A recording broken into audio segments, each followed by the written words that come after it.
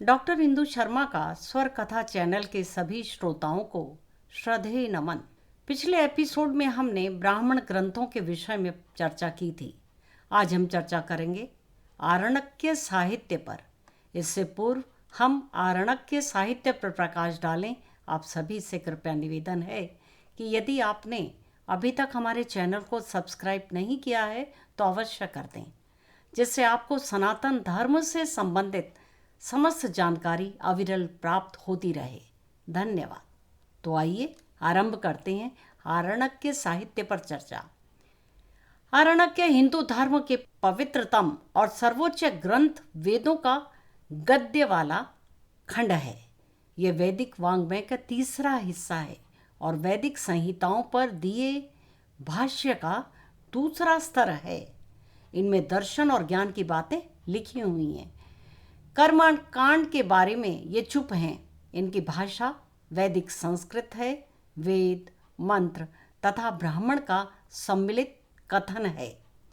आरण्यक शब्द का अर्थ, शाब्दिक अर्थ है उत्पादित, जन्मा हुआ, जंगल से संबंधित। यह है आरण्य शब्द से बना है जिसका अर्थ है जंगल। आरण्यक शब्द की उत्पत्ति कई सिद्धांत प्रस्तावित इसके विषय में किए गए हैं। आरण्यक सबसे पहले जंगल में लिखे गए थे और उन्हें जंगल की किताबें भी कहा जाता था। वे ब्राह्मणों के चरम भाग में हैं। आरण्यक आमतौर पर समारोह, प्रथा, अभ्यास या बलिदान पर अधिक जोर नहीं देते थे।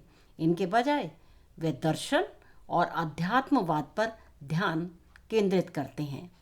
आरण्यक के आमतौर पर कई ब्राह्मणों के अंतिम भाग हैं, लेकिन उनके विशिष्ट चरित्र, सामग्री और भाषा के कारण उन्हें साहित्य की एक विशिष्ट श्रेणी के रूप में गिना जाना चाहिए। वे आंशिक रूप से स्वयं ब्राह्मणों में शामिल हैं, लेकिन उन्हें स्वतंत्र कार्यों के रूप में मान्यता दी गई है। आरण्यक के प्राचीन हिंदू पवित्र ग्रंथों, वेदों के अनुष्ठान, बलिदान के पीछे के दर्शन का एक गठन करता है।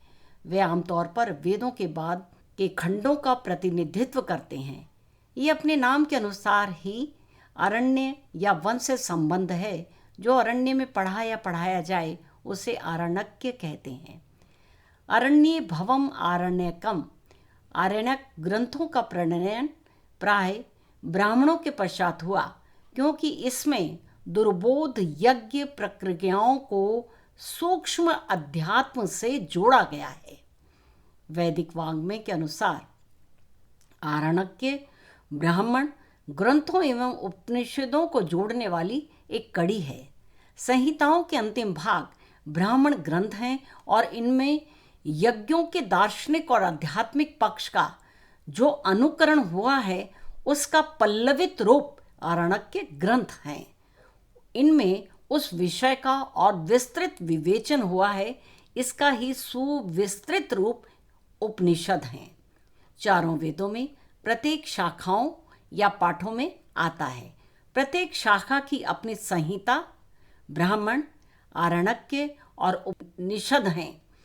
पतंजलि के महाभाष्य के अनुसार मूल रूप से 1131 शाखाएं थीं, इसलिए 1131 ब्राह्मण और 1131 आरण्यक थे। वैदिक तत्व मीमांसा के इतिहास में आरण्यकों का विशेष महत्व स्वीकार किया जाता है। महाभारत के आदि पर्व में महर्षि व्यास जी ने आरण्यक के महत्व का प्रतिपादन इस प्रकार किया है, जैसे दही से मक्खन, मलय पर्वत से चंदन और औषधियों से अमृत प्राप्त होता है, वैसे ही वेदों से सार अंश रूप आरण्यक प्राप्त हुए हैं। इनमें यज्ञ के गूढ़ रहस्यों के विषय में भी बताया गया है। इनमें मुख्य रूप से आत्मविद्या और रहस्यात्मक विषयों के विवरण हैं। वन में रहकर स्वाध्याय और धार्मिक कार्यों में लगे रहने वाले वानप्रस्थ आश्रम वासियों के लिए ही इन ग्रंथों का प्रणयन हुआ, ऐसा प्रतीत होता है। आरण्यक ग्रंथों में प्राण विद्या की महिमा का विशेष प्रतिपादन किया गया है। अर्थात प्राण इस विश्व का धारक है और प्राण की शक्ति से जैसे ये आकाश अपने स्थान पर ही टिका हुआ है, उसी तरह सबसे बड़े प्राणों से लेकर चींटी तक समस्त जीव इस प्राण के द्वारा ही विधृत हैं। यदि प्राण न हो तो इस विश्व का जो ये महान स्थान हमारे नेत्रों के सामने सतत आश्चर्य पैदा करता है, वह कहीं भी नहीं रहता। अतः प्राण सर्वत्र व्याप्त हैं। प्राण से समस्त जगत आवृत है। प्राण विद्या के अतिरिक्त प्रतीकोपासना, ब्रह्म विद्या, आध्यात्मिकता का वर्णन करने से आरण्यकों की विशेष महत्ता है। अनेक ऐतिहासिक और सांस्कृतिक ग्रंथों की स्तुति तथा वानप्रस्थियों के नियमाचरण के कारण भी आरण्यक ग्रंथों का विशेष महत्व है। स्थूल के विरुद्ध सूक्ष्म के प्रति आकर्षण स्वभावतः उत्पन्न हो जाता है। श्रोत यागों के संदर्भ में भी जनमानस में भी विशेष रूप से प्रबुद्ध वर्ग में इस प्रकार का आकर्षण शनै शनै उत्तरोत्तर अभिवृद्ध हुआ है। यज्ञ के द्रव्यात्मक स्वरूप के बहुविध स्वरूप दृढ़ विस्तार में जब उसका वास्तविक मर्म ओझल होने लगा, तो तभी आवश्यकता गहराई से अनुभव की गई कि श्रोत यागों की आध्यात्मिक व्याख्या की जाए। ब्राह्मण ग्रंथों के उत्तरार्ध में इसी दृष्टिकोण की प्रधानता भी प्राप्त हुई और उसमें वैदिक यागों के अंतर्गत में निहित गंभीर अर्थवत्ता, वास्तविक मर्म और आध्यात्मिक रहस्यों के संधान के लिए जिस चिंतन को आकार मिला, उसी का नामकरण आरण्यक साहित्य के रूप में दिखाई दिया।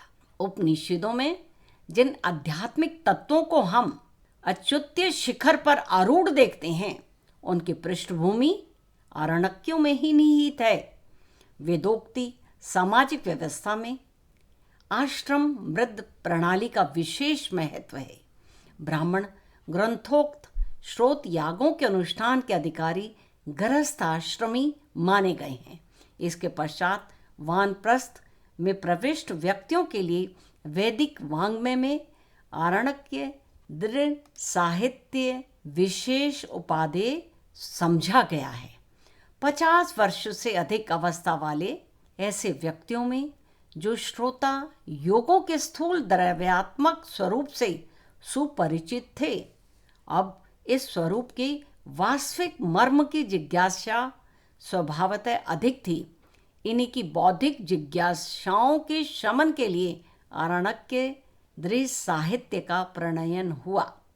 आरण्यक के नाम से स्पष्ट है कि इन ग्रंथों का घनिष्ठ संबंध अरण्य अथवा वन से है।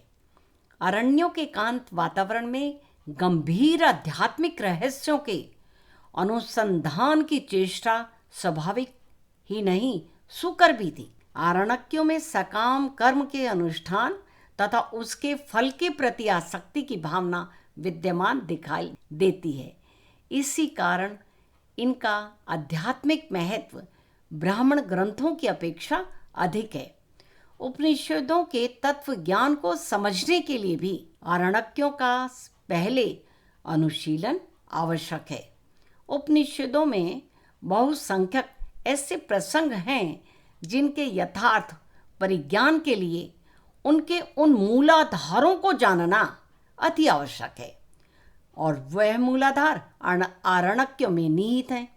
भाषा की दृष्टि से भी आरण्यक के साहित्य अति महत्वपूर्ण है, क्योंकि इनका प्रणयन वैदिकी और लौकिक संस्कृत की मध्यवर्तनी भाषा में हुआ है।